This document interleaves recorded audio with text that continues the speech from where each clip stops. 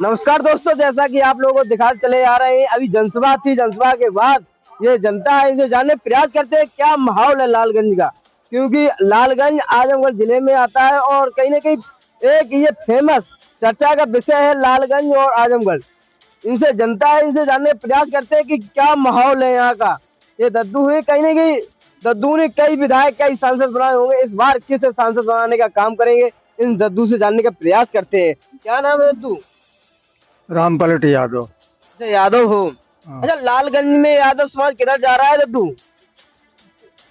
देखिए, एक बार ऐसी बात आई थी जब माननीय चौधरी चरण सिंह ने कहा था कि मैं बागपत छोड़ सकता हूँ लेकिन आजमगढ़ नहीं छोड़ सकता।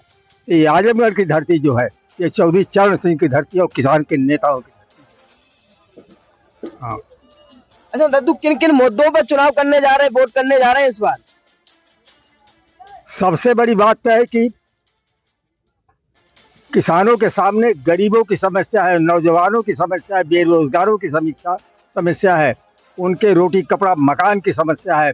और अभी मैंने आपको भी पता है कि बिहार में तेजस्वी ने नौकरियां निकाला और हमारे क्षेत्र की लड़कियां वहां जाकर के नौकरी पाई हैं।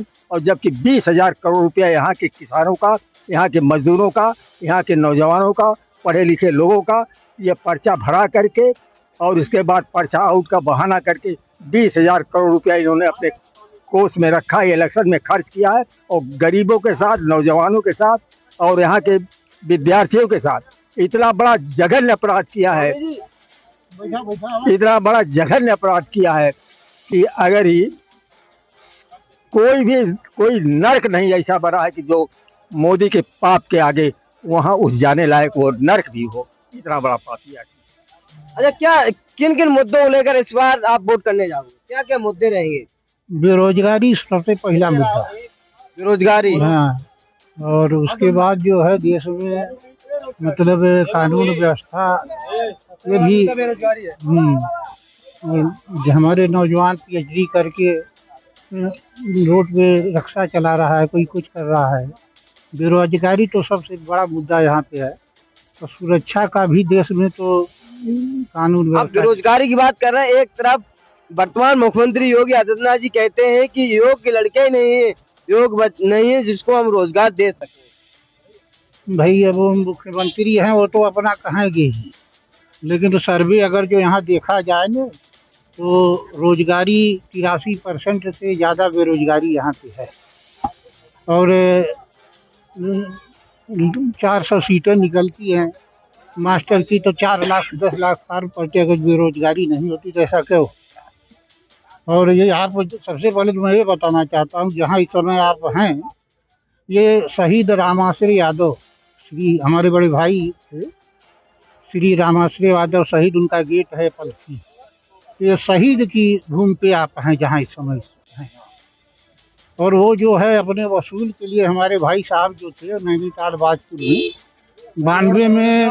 92 में उनका जो है ना निधन हुआ था। उसके साथ 6 पुलिसकर्मी। एक मिनट, समय कम है। क्या नाम है सर आपका? मेरा नाम विशाल है। अच्छा विशाल जी, किन किन मुद्दों को लेकर इस बार वोट पड़ेंगे? आप कहीं ना कहीं नौजवान हो, एक सवाल आपसे कि अग्नि भर्ती को लेकर क्या कहना चाहते हैं? नौजवान के लिए सबसे बड़ा मुद्दा रहेगा अग्नि भर्ती।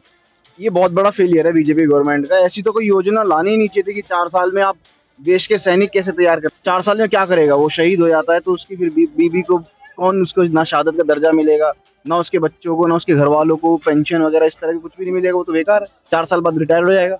अच्छा, एक सवाल है आपसे, क्या बेरोजगारी इस बार मुद्दा बनेगा? बिल्कुल बेरोजगारी बनेगा। संविधान बचाना है, सब कुछ मुद्दे हैं सारे। अगर मैनिफेस्टो में काम किया होता, जो बीजेपी ने लिखा है अपने मैनिफेस्टो में, अगर उस पर काम किया होता तो उस पर बात करते, हिंदू मुसलमान की बात करते। अच्छा, आपने हिंदू मुसलमान की बात की, कहीं ना कहीं मोदी जी कहते हैं कि हम हिंदू और मुसलमान का नहीं करेंगे, ये देश हिंदू और मुसलमान दोनों का है। नहीं, ऐसे नहीं है। उनकी बोलने और करने में बहुत फर्क है। उन्होंने अभी कल परसों उन्होंने बोला था कि जो कांग्रेस अगर आ जाएगी तो आपके गले का मंगलसूत्र छीन लेंगे और सारी आधे से ज्यादा जरूरतें जो है, जो हिस्सा है वो मुसलमानों को दे देंगे जिनके बच्चे ज्यादा हैं। डायरेक्ट तो नहीं बोला था उन्होंने। तो ये कहने और करने में बहुत फर्क है उनके में। और जो योगी जी कह रहे हैं कि योग्य नहीं है, तो क्या अमित शाह जी के लड़के योग्य हैं जिन्हें बीसीसीआई का अध्यक्ष बना दिया गया? आप बताइए, आप सवाल उठाइए ना। नहीं, एक सवाल और कहना चाहता हूँ, समाजवादी पार्टी परिवारवाद का नाम वो लगता है टैग, क्या कहना चाहते हैं? परिवारवाद, आपने जब अमित शाह और उनके लड़के का नाम लिया था, तो परिवारवाद बीजेपी में नहीं है क्या? परिवारवाद आप हाँ देखो, वही पूछना अमित शाह जी के लड़के, राजनाथ सिंह जी के लड़के और येदियुरप्पा, ये सब जितने भी ये सब परिवारवाद है। जैन सिंह जो है राजस्थान वाले, उनके सबके परिवार, उनके बच्चे आ चुके हैं, नेक्स्ट आ चुके हैं उनके। एक सवाल है आपसे कि ये आजमगढ़ जिला है और लालगंज लोकसभा है, तो यहाँ से कैसे क्या माहौल है यहाँ? बिल्कुल माहौल है, साफ है एकदम, पीडीए जीत रहा है। पीडीए, बिल्कुल, अच्छा पीडीए समाज आपको कितना मिल रहा है? पीडीए सारा मिल रहा है, अब पीडीए की 100% मिल रहा है। सुनिए, मोदी जी का नारा है 400 पार, वो 400 आई आपके पास आई। अब देखिए, चार चरण का चुनाव हो चुका है, 380 सीटों पे इलेक्शन हो चुका है। बची जो सीट है, आप देख रहे हैं माहौल क्या है, सब इंडिया गठबंधन के पक्ष में, एक पूरी सब इंडिया गठबंधन। अच्छा एक सवाल, अब नौजवान हो, क्या क्या वो मुद्दे रहेंगे, थोड़े शब्दों में बता दीजिए कि जो जिससे आपको आपकी पार्टी को लोग वोट करें, क्या क्या वो मुद्दे रहेंगे? जब 2014 में मोदी जी प्रधानमंत्री बने थे, तो बिल्कुल उन्होंने जो वादे रखे थे कि मैं देश नहीं बिकने दूंगा, देश नहीं झुकने दूंगा, उन्होंने देश बेच भी दिया, अपने दोस्तों को बेच दिया। और गुजरात प्राइवेट लिमिटेड है, एक कंपनी है जो ये सब गुजरात के जितने भी लोग हैं, 2 गुजराती बेच रहे हैं और 2 खरीद रहे हैं। और झुकने नहीं दूंगा देश, चाइना आज हमारे इंडिया में घुस चुका है और कई गांव के नाम बदल रहा है। आप चाइना को दिखाओ लाला, आप कहते थे आपका 56 इंच का सीना, तो जाके खड़े हो बॉर्डर पे, क्यों नहीं करते उस सब पे सवाल? करो, लड़ो चाइना से। अच्छा एक सवाल, वो कहते हैं कि अगर समाजवादी पार्टी और कांग्रेस पार्टी आती है तो मुसलमान राज आ जाएगा, हिंदू खतरे में हो जाएगा। नहीं, ऐसा कुछ भी नहीं है। ये हिंदू मुसलमान, यहाँ यमुना गंगा की तहजीब है, सब भाईचारा आपस में बना रहे और विकास के मुद्दों की बात होनी चाहिए। इस पूरे देश में, दुनिया में कोई भी धर्म के नाम पे वोट नहीं मांगता, भगवान के नाम पे वोट नहीं मांगता। सिर्फ बीजेपी एक ऐसी पार्टी है जो हिंदू मुसलमान को लड़ाती है और वोट मांगती है। अच्छा आपने धर्म की बात की, कहीं ना कहीं एक कन्नौज का मामला आया था कि अखिलेश यादव एक मंदिर में गए थे, उस मंदिर को धुलवा दिया गया, क्या कहना चाहते हैं कि धर्म की जब आप बात की? देखिए, वहाँ अखिलेश जी ने एक प्रेस कॉन्फ्रेंस भी करी थी और उसमें उन्होंने बताया था कि जो मंदिर के जो महंत थे, जो पंडित जी थे, वो जो बीजेपी के कार्यकर्ता वहाँ जबरदस्ती धुलवा रहे थे मंदिर को, उन्होंने मना भी करा था। ऐसे ही जब मुख्यमंत्री आवास से अखिलेश यादव जी जब गए थे, तब इन्होंने काम किया था। इनकी मानसिकता, इनकी सोच कितनी नीच है, इसको दर्शाता है बीजेपी की। अच्छा क्या राम मंदिर मुद्दा बनेगा इस बार? देखिए, राम मंदिर आस्था का विषय हो सकता है, लेकिन मुद्दा नहीं बन सकता। चुनाव का मुद्दा नहीं? बिल्कुल नहीं बनेगा। लोगों के पास खाने को कुछ है नहीं, मुद्दा क्या, मुद्दा विकास का होना खाने चाहिए। की बात कर रहे हैं, वो दे तो रहे हैं राशन। तो राशन से कितना पे अनाज पाल लोगे? अगर घर में 5 सदस्य हैं तो क्या, कितना बताओ? और खाद कम कर, 2000 रुपए दे रहे हैं। 2000 रुपए में आपका घर चल जाएगा? आप बताइए।